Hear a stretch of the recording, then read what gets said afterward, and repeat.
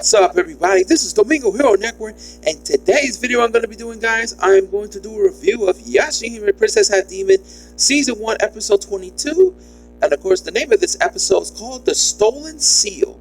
Oh, and also, you can watch Yashahime Princess Half Demon, available now on Hulu, on crunchyroll, and funimation. Of course, Yashahime Princess Half Demon is the sequel to the original Inuyasha and Inuyasha the Final Act. So, let's not waste some time to get this review started. So here we go. We're going to review episode 22. And also, guys, stay tuned for the other two reviews I'm going to be doing. I'm going to review episode 23 and episode 24. And that's going to be the last two episodes I'm going to review. And that'll be it for all 24 episodes for season 1 of Yashahime Princess Half Demon. And also, guys, in the future, I will be doing a review for Yashahime Princess Half Demon season 2. So stay tuned for that coming up. Alright, so let's get this started. So here we go. So we're going to review this episode 22. Let's hit it. So in this episode where Zero removes the seal that Moroku placed on Setsuna to surpass her demon powers, awaking the Latin demon blood within. The episode begins with a flashback of the great dog demon and Kinemuru handling a casual similar to how Tsushima handled it back in episode 15 at Tsushima's mother's place. At the scene, both Zero and Tsushima's mother are there with Kinemuru and the great dog demon. After they both handle the Kaluza with their blasting barrage and Maidozan Getsuhan attack, they fly back down to the ground where Kinemuru falls asleep. Zero and the great dog demon has a modest conversation with each other before the great dog demon leaves to go back to the west. Zero shares her thoughts on the great dog demon, saying she asks herself how long we must continue this. The great dog demon respectfully responds to her by saying, "We are fated to enjoy the endless path. Who knows where it will take us?" Zero asks him if he thinks that they will have to welcome the end one day, and he responds to her by saying, "No matter where this leads us, or what sort of end greets us, you are who you are, Lady Zero. I would like for you to remain that way." And with those final words, the great dog demon makes his departure, and Zero says to herself that she will honor his advice. Side notes. Of course, this is a side note. If the great dog demon says he has to go back to the west and does that, and believe that he is currently on the east side of the region, he is the east, somewhere where Tsushima's mother resides. Just my thoughts on that. Alright, so back in the present, we see Hisui's father, Moroku, still undergoing his 1,000-day training. Zero made a visit to Moroku in the middle of the training, but disguised herself in a different clothing and addressed herself as Osisiu. She asked Moroku for directions towards the right path, and after Moroku is left confused, Osisiu, Zero, chants the spell that Moroku used to seal Setsuna's demon blood. Moroku is left suspicious, being that he doesn't sense Osisiu to be demon nor human. Moroku asks Osisiu what is her purpose coming to him, and she responds to him by commanding him to release Setsuna's seal. Osisiu tells Moroku that she can understand his heart easily and confront Moroku that it seems like he still cannot give up his wind tunnel. Osisiu used a spell, Asura no Yamahari, and traps Moroku with sync with Tosugumo.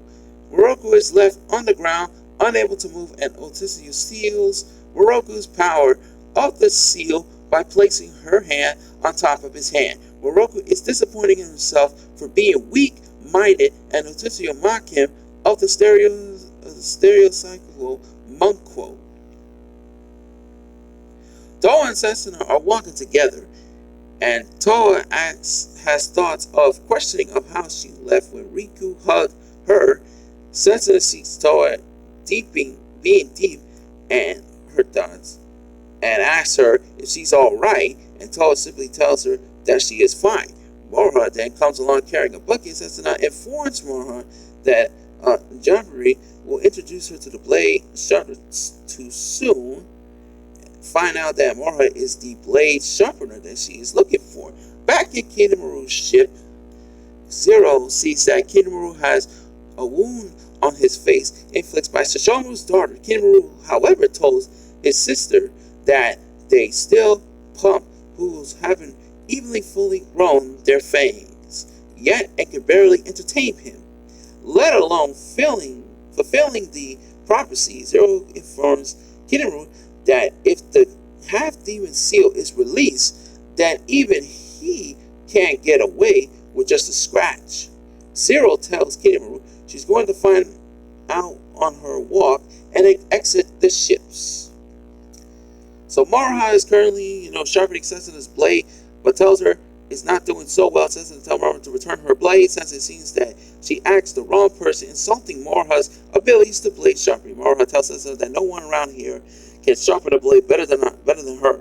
The first time I watched this episode, I literally thought to myself, totally sneaky foreshadowing by the writers here, But back to the review. Setsuna wonders if she'll have to speak to Monk Moroku due to Moroha's advice that the seal poison of her stronger demon blood is affecting its sharpness. However, Moroha started arguing with Setsuna again due to her insulting her with her sharpening blade skills again. So Setsuna, Toa, and Moroha are passing by at a village, assuming to seek out Moroku for Setsuna's blade. Zero, disguised Otsuyu, introduces herself to Toa as she appears behind her and taps her on her shoulder to buy an apple. I don't know, and of course, and another thing I want to say, guys, is I'm jumping into a conclusion here, but I feel like there's something Zero satisfies about repeating the word apple 3 times, and this is how she was able to activate her power, so I could possibly be wrong in this scene. Really caught my attention. Just letting you guys know about that part. But back to the review.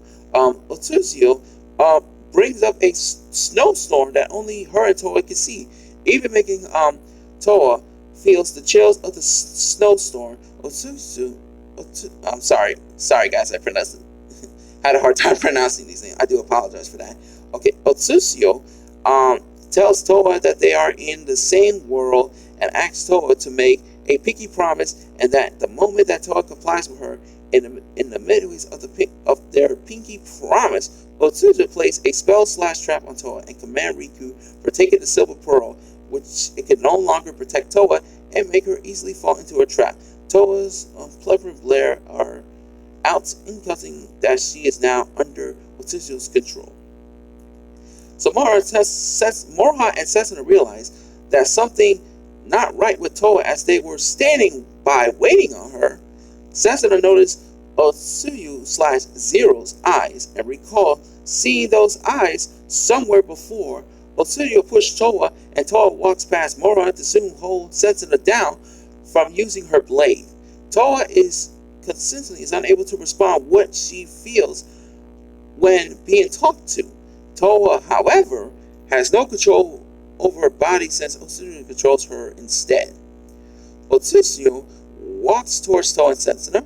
Moroha insists on drawing her blade, but Otsuyu informs Moroha that if she kills her, she will also be killing Toa because they're linked.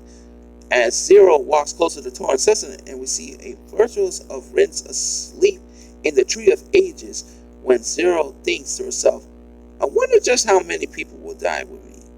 After going over the facts of Toa currently being linked to her, Otsuyu chants the spell which released the seal on Setsuna, and Setsuna screaming in agony and immediately start transferring to a full demon, a green dynamic era surrounding Setsuna.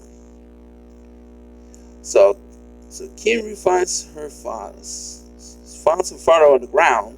Sorry, let me pronounce that again. So Kinyu finds her father underground, stuck by the Tsuchi Gumbo slick, and makes a joke that he's finding a strange ways to train. Moroka tells her daughter to stop laughing and help him out of this slick, worry of Setsuna's safety and not having much time. With Setsuna transformed into a demon, she is able to call that Otsuyu/Zero's eyes, where the eyes were starting at a while for her a while. She dreamed it 10 years ago, the night of the forest fire with Toa. Excuse me. Setsuna is angry at the woman. Mora confronts Otsutsu, saying that she's no ordinary human. Otsutsu confirms that she isn't, while making a hand gesture, which Towa's body mimics as she does them. Otsutsu changes her outfit and tells the girls that she's Kinemuru's sister, Zero. Zero sees that Setsuna can still difference between enemy and ally despite having demon blood rushing through her. Zero tells Setsuna that if only a matter of time, that the seeking of blood will invite demonicity, freezing it, and shortly after release Towa from her spell. Mora attempts to attack Zero in the sky with her Crimson Dragon Wave attack, but Zero tells Mora that her attacks lack spirit and Crimson Dragons will not obey the will of the Norns like Mora. And Mora tries her Heavenly Arrow Barrage on Zero, but Zero blocks it with her Tussie Gumbo Slick, telling Mora that her spirit powers is shattered. Zero makes her departure, telling Mora that she needs to redo her training, reference that Kinemura won't be able to use his true strengths, assembling Towa, Setsuna, and Mora.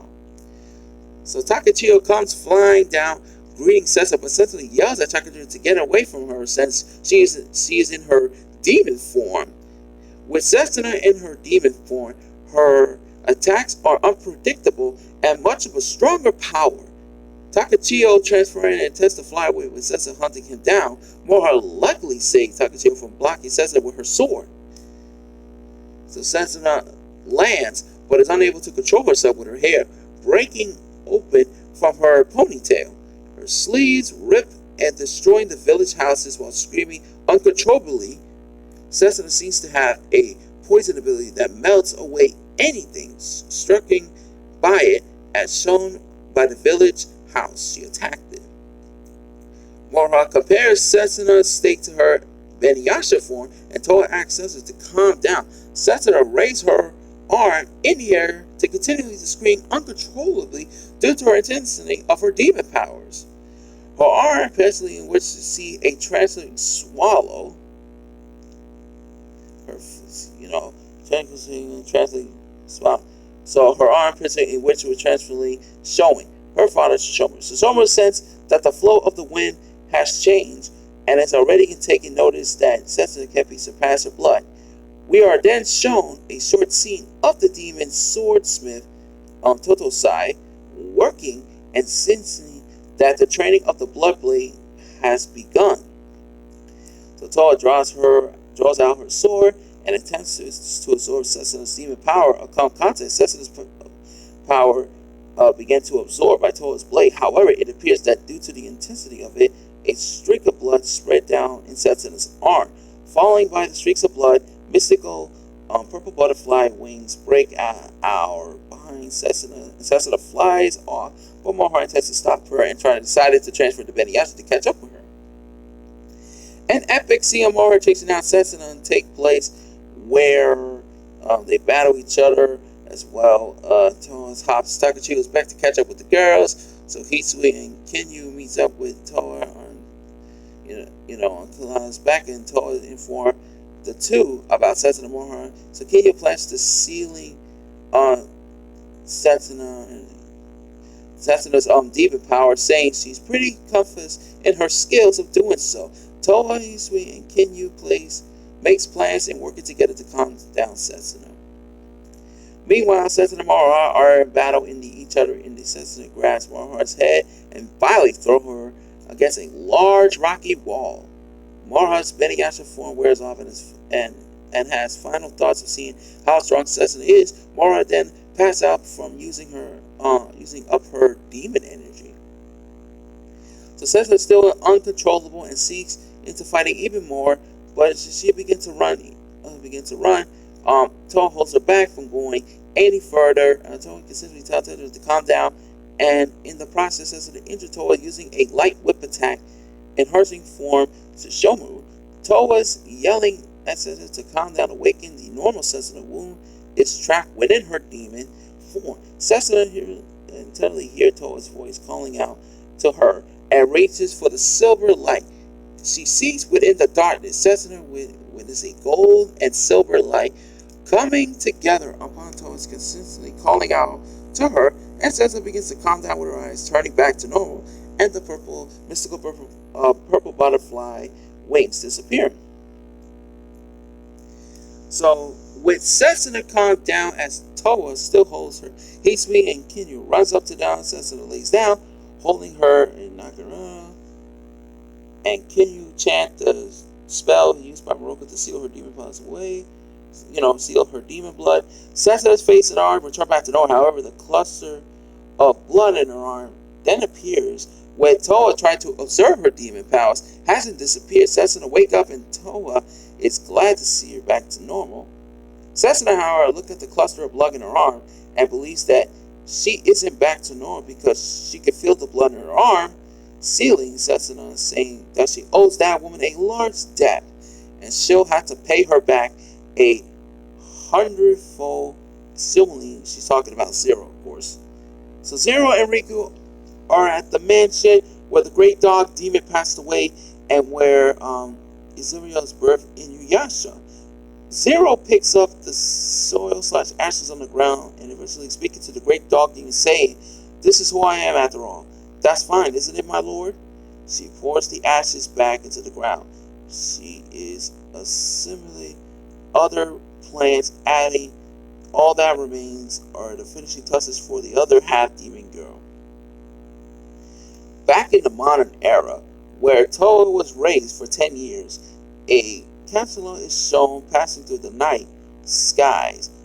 Toa's homeroom teacher, Osamu Kirin, absorbs the grim cosmic Satanists come unfolding close to this era. This episode ends with Osamu Kirin seeing Sota Higurashi with his daughter Meg and walks up to him saying, well, Mr. Higurashi, is that you?" So yeah, and that's gonna be it for this review, guys. Hope you guys enjoyed my review of Yashahime Princess and Demon Season 1, Episode 22. Overall, I thought this episode was actually pretty good. I thought this was a good episode. Probably one of the good episodes in this one for Season 1, which is pretty cool. I actually enjoy Episode 22, especially, how, like, Setsuna turned into a butterfly. Demon blood trying to get payback in Zero. Like, not to mention the blood in her arm and stuff. Like, pretty unique, and not to mention the flashback, with the great dog demon and Kinyu from, back in time and stuff. And I love the flashbacks, and the flashbacks are pretty cool. So yeah, that's gonna be it for this review, guys. Don't forget to like this video, share, subscribe, and post your comments in the comment section below. Tell me what you think about my review of Yashahime Princess and Demon Season 1, Episode 22. Do you like this episode? Do you not? What's your thoughts and opinions on this episode? Let me know in the comment section below. That's gonna be it for this video, guys. So this is the Domingo Hero Network. All I can say is take care, have a good day, goodbye everyone, and the Domingo Hero Network is signing out. Peace!